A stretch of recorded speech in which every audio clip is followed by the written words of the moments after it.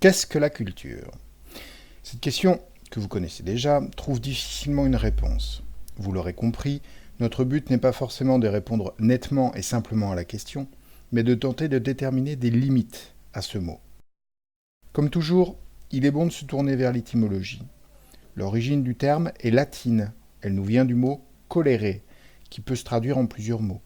Habiter, le mot colon en français renvoie ainsi à la fois à celui qui cultive un lieu, mais aussi à celui qui l'habite.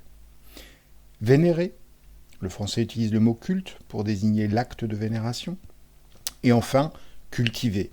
Le mot latin cultura, d'ailleurs, directement dérivé de colere, désigne à la fois le fait de travailler la terre ou de travailler l'esprit. Le mot est donc, à son origine, polysémique. Plusieurs siècles d'usages divers et variés ne vont qu'agrandir cette multiplicité de sens.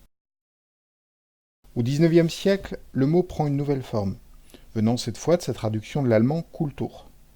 En effet, ce terme signifie originellement tout ce qui est opposé à la nature. Mais dans la traduction française, on va privilégier une traduction en civilisation, qui a pourtant comme origine un tout autre terme, celui de civitas, la cité, le citoyen.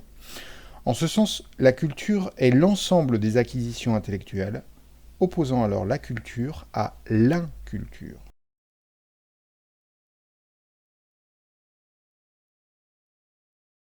Bref, on le voit, le mot culture a des origines polysémiques et reste aujourd'hui plein de sens différents. On peut parler de culture agricole, littéraire, de masse, générale, physique, mathématique, etc. Chaque proposition renvoie à des domaines différents entre eux. En tout cas, assez pour se demander quel est le lien entre tous. Et c'est bien cela l'objectif de ce premier travail philosophique.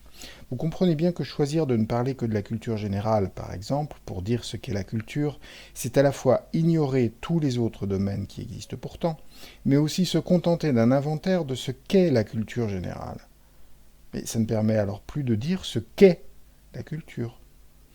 Si les exemples sont importants en philosophie, il ne faut en aucun cas les confondre avec les définitions ou les propositions. Vous ne pourrez pas commencer à répondre à la question si vous choisissez d'entrée de jeu de passer par l'exemple et lui seul. Toutes les acceptions du mot culture sont autant d'appui pour étayer une réflexion sur ce qu'est la culture. Mais c'est votre réflexion sur le sens général de ce mot qui devra être votre réflexion principale. Au final, les principaux points qui ressortent de ce mot culture sont les suivants. L'ensemble des connaissances, des techniques et des attitudes acquises par un individu ou par un groupe. Par extension, on peut aussi dire que le mot désigne l'ensemble cohérent de représentations, des modes d'être, des habitudes, des mœurs, des savoirs pratiques d'une société. Cet usage retrouve alors un sens ethnologique ou sociologique du mot. Ce sont les traits spécifiques d'une société, le rapprochant alors du mot civilisation. On peut aussi dire que pour la sociologie, le mot peut exprimer des distinctions hiérarchiques au sein même d'une société. Un homme cultivé est raffiné, par opposition au grossier personnage. En philosophie, le mot désigne dès l'Antiquité l'œuvre des humains, par opposition directe à la nature. Et c'est sans doute dans cette direction qu'il faut rechercher l'unité des sens des différents usages du mot culture. Mais l'opposition entre nature et culture consiste souvent à distinguer d'une part ce contre quoi on ne peut rien, ce qui ne peut pas changer, la nature des choses, l'ordre naturel, et d'autre part ce qui résulte de l'action de l'humanité. La culture désigne un mode d'être qui n'est pas imposé par la nature, même lorsqu'il s'agit de satisfaire des nécessités naturelles.